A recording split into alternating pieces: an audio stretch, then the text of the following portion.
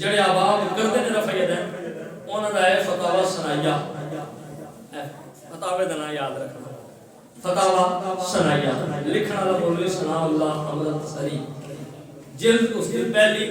ثناء اللہ صاحب لکھتے ہیں ہمارا مذہب یہ ہے کہ رفع یدین کرنا مستحب ہے، چھکو جڑیاں سنت مستحب دے آیا ہے پوری امت نے وقت پایا اور جناب مسلمانوں کو کسی حد تک کھلون نہیں دینا، لیکن رفع یدین کی شریعت حیثیت کے بیان کی تھی جناب مستحب ہے، مستحب کیا ہوتا ہے جی کرو تے ثواب نہ کرو تے گناہ کوئی نہیں۔ اچھا خود پھر لکھ دیں یہ عمل مستحب ہے جس کے کرنے سے ثواب ملتا ہے اور نہ کرنے سے نماز میں کوئی خلل واقعہ نہیں ہوتا۔ کہتے ہیں پہلے ہی پتہ جی خلل واقعہ ہوا ہے تو پیچھے کھلو کے نہ پڑھو،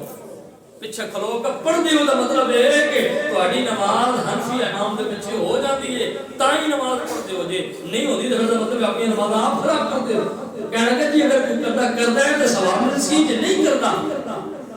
او دی نماز وچ خلل کوئی آنا